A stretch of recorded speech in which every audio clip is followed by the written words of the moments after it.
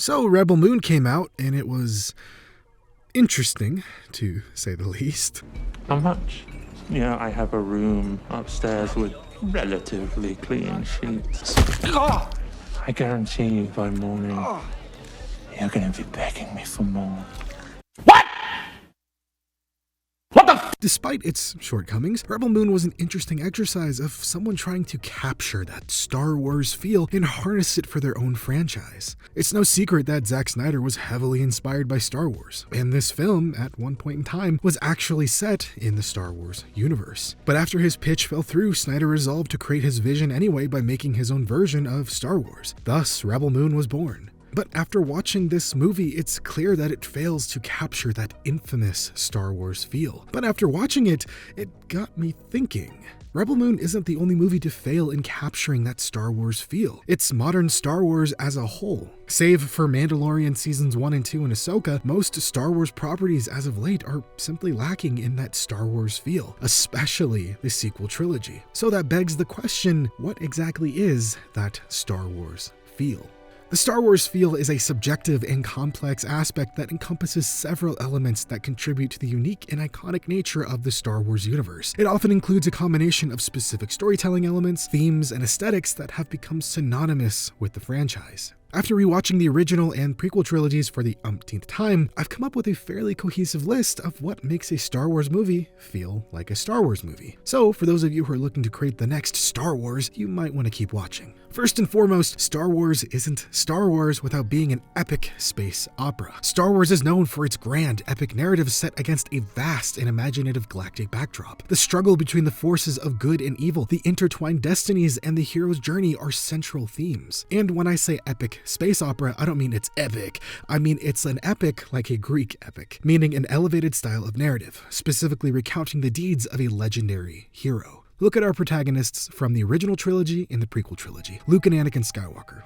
They are the hero's hero. Luke can find the light in the darkness and is ever the optimist while starting from nothing, rising to become one of the greatest Jedi. His father, Anakin, moves along a similar path, yet becomes a brilliant and powerful warrior of legend. Luke is a hero of passion and Anakin of valor. These two characters are the definition of legendary heroes. Now look at the sequel trilogy. Who is Rey? What is her defining feature? Is she passionate like Luke, or is she strong like Anakin? She's kind of both while also being neither at the same time. So what is her singular defining trait other than being perfect at everything? Rey is portrayed as a skilled scavenger with a mysterious past, and her character is meant to be a departure from the familiar Skywalker lineage. However, her defining traits may seem less distinct compared to the clear qualities of Luke and Anakin. Rey is depicted as resourceful, compassionate, and strong with the Force, but her background and identity are initially shrouded in mystery. The lack of a singular defining trait or straightforward hero's journey for Rey has been a point of contention among fans. Some argue that this ambiguity allows for more inclusive and open interpretations of her character, while others express a desire for a more traditional hero narrative. But as I said, Star Wars is an epic space opera. You don't need to have an open-ended, atypical character with deep, complex, mind-bending motives. It's an epic. It's a space opera. It's supposed to be simple. I love Star Wars, but if you break it down, it's a movie about space wizards. You don't need to reinvent the wheel. But this brings me to my next point, and that is the timeless mythology of Star Wars. George Lucas drew inspiration from classic myths and atypical storytelling. The hero's journey, the battle between light and dark, and the concept of the Force all contribute to a mythic quality that resonates across cultures and generations. Everything about Star Wars is mythic in nature. For instance, the Force is a fundamental element that binds the galaxy together.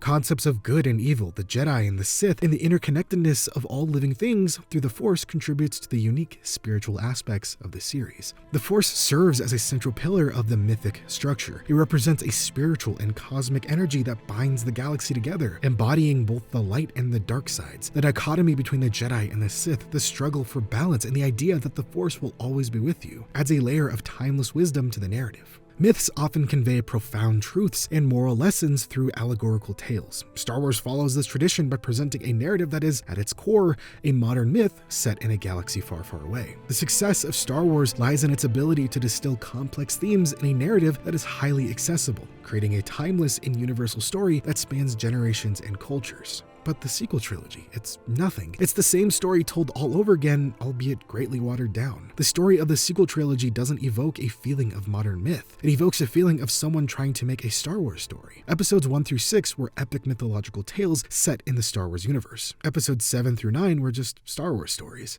See what I mean here? In order to create a truly timeless and universal mythological story, you must draw inspiration from the real source, not the source of the initial inspiration. The sequels were inspired by Star Wars, and Star Wars was inspired by myth. And continuing on this trend of inspiration, let's talk about characters, or lack thereof. The original trilogy had Han, Luke, and Leia. The prequels had Anakin, Obi-Wan, and Padme, and the sequels had Rey, Finn, and Poe. Each character serves as an archetype. Han is the rogue, Luke is the hero, and Leia is the politician or the heart, depending on who you ask. Anakin is the hero, Obi-Wan is the mentor, and Padme is also the politician and the heart.